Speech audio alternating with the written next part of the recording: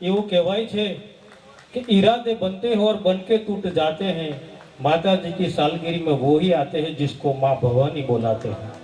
અહીંયા જે કોઈ આવ્યા ને કે ભવાની માતાની કૃપા છે, એની કૃપા વગર અહીંયા કોઈથી આવી શકાય એમ નથી।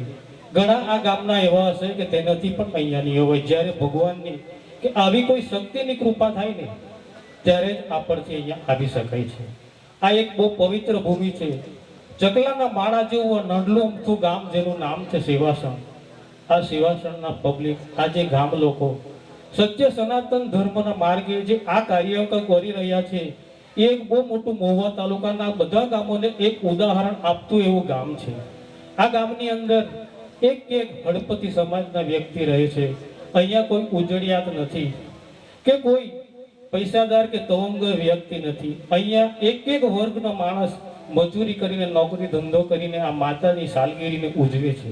એક દિવસ આ મનોહરભાઈને વાત કરી કે ભાઈ આપણે થોડુંક ઓછું કરીએ, ત્યારે એ વ્યક્તિએ એટલા જનૂનથી અને પાવરથી વાત કરી કે જગદીશભાઈ મારી પાસે 50 જેટલા યુવાન છે, એક યુવાન ખાલી 1000 રૂપિયા કાઢશે ને તો બી અમારે 50,000 રૂપિયા ઊભા થઈ છે। કેવી એની લાગણી હશે આ ભવાની પર, આ માતા ઉપર। એવું કહેવાય છે કે ભગવાનના 4 અક્ષર નારાયણ, એના 4 અક્ષર છે। કૃષ્ણના 2 અક્ષર છે, રામના 2 અક્ષર છે, પણ એક એવો શબ્દ છે કે જેની અંદર ખેલવા માટે અખિલ બ્રહ્માંડના નાયકને પણ એના ખોડે રમવાનું મન થાય એવો એક શબ્દ છે માં। આ જેના સાનિધ્યની અંદર માં, જેના માં પસંદ થઈ જાય ને એનું કલ્યાણ થઈ જાય છે। એવી આ શક્તિના સાનિધ્યની અંદર આપણે જે બેહીને આ જે પ્રોગ્રામ નિહાળી રહ્યા છે એ બહુ ભાગ્યની વાત છે।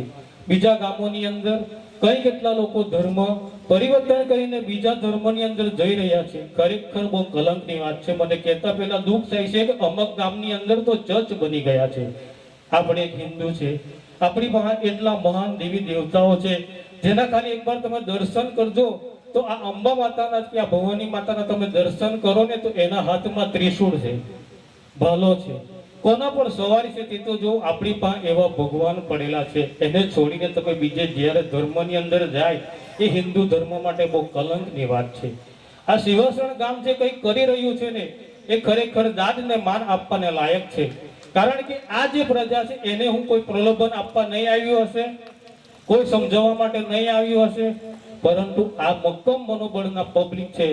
આ લોકોને એવી લાગણી છે કે તાકાત નથી કે કોઈ એ લોકોને હિન્દુમાંથી બીજો કોઈ ધર્મની અંદર પરિવર્તન કરાવી જાય। આ પોચા જે હૃદયના લોકો છે, જે બીજા ગામની અંદર આપણા જે હિન્દુ ધર્મ પ્રત્યે જે તોડવાનો માહોલ ચલાવી રહ્યા છે, ખરેખર આપણા માટે બહુ મોટી કલંકની વાત છે। આવા આ ગામની અંદર જે પ્રોગ્રામ થઈ રહ્યો છે એમાં દિલથી ખરેખર સહકાર આપવો જોઈએ।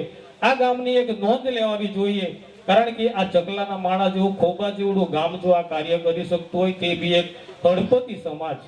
વિચાર તો કરો, ઘણા ગામોની અંદર ઉજળિયાતથી માંડીને કેવા કેવા પૈસાદાર લોકો પડેલા છે, અને તે જ ગામની અંદર મંદિર ખંડેર બની ગયા છે જેની અંદર ધૂળ થઈ ગઈ છે। તમે એકવાર સવારમાં કે સાંજે આવીને આ ગામના અંદર દર્શન કરજો, સવારે કે સાંજે ટાઈમ ટુ ટાઈમ અહીંયા આરતી થાય છે, મહાપૂજા થાય છે, પ્રસાદ થાય છે। આવું આ ગામ છે। તમે વિચાર કરો કે આ ભવાની માતાનો જ્યારે પ્રોગ્રામ આવવાનો તૈયારી હોય ને ત્યારે આ અત્યારે 3 થી 4 દિવસથી મા બેન કે કોઈ પણ વ્યક્તિ કામે નથી જતા, ખાલી એક જ લક્ષ્ય છે કે અમારી સાલગીરી ઉજવાઈ જાય। આ તમે જોવો એકનો ઉત્સાહ। આવું ખરેખર બીજા ગામ લોકોએ વિચારવું જોઈએ અને કરવું જોઈએ। ખરેખર તમને પસંદ નહીં હોય તો આ ગામના અત્યારે જ્યારે આપણે રામલલ્લાની પ્રાણ પ્રતિષ્ઠા થઈ અયોધ્યાની અંદર, ત્યારે પણ આ ગામના લોકોએ એટલી મોટી ભવ્ય રેલી કાઢી, કવિઠાની ફરી મહુવા થઈ, ફૂલવાડી ધોળીકુઈ થઈ, પોતાના ખર્ચે સ્વખર્ચે, કોઈએ આને કીધું નથી આ લોકોને કે તમે આ એક રેલી કાઢો। એ જોઈને પણ બીજા ગામના લોકોએ વિચારવું જોઈએ અને ખરેખર આવું ભવ્ય ભગીરથ સેવાનું કામ અને ભગવાનનું કામ કરવું જોઈએ।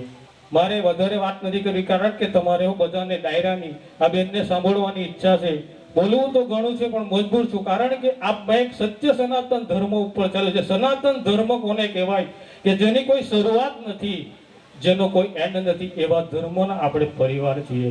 ખરેખર દિલથી બહુ પ્રણામ કરીને બધાને કહું છું, ગામે ગામની અંદર કે કોઈ બીજા ધર્મની અંદર જતા હોય એને વાળજો, ખરેખર એને જતા પહેલા અટકાવજો, અને કદાચ નહીં અટકે તો આ સેવાસણના એક વ્યક્તિને લઈ જજો અને એને કહેજો કે આ જો આ સેવાસણના વ્યક્તિ તમારા જ પરિવારના છે, તમારી જ સમાજના છે. કારણ કે આ ભોળી ભાળી પ્રજાને બહુ લોકો વટલાવી જાય છે. ખરેખર બહુ મોટી કલંકની વાત છે. પરંતુ ભગવાનને એવી પ્રાર્થના કે આવો પ્રોગ્રામ આ સેવાસણમાં ઉજવાય અને એવો જ પ્રોગ્રામ બીજા બધા ગામોની અંદર પણ મંદિર બનીને ઉજવાય એવી માતા ભવાનીના ચરણોમાં પ્રાર્થના કરી મારી વાણીને વિરામ આપું છું. જય માતાજી, જય શ્રી કૃષ્ણ.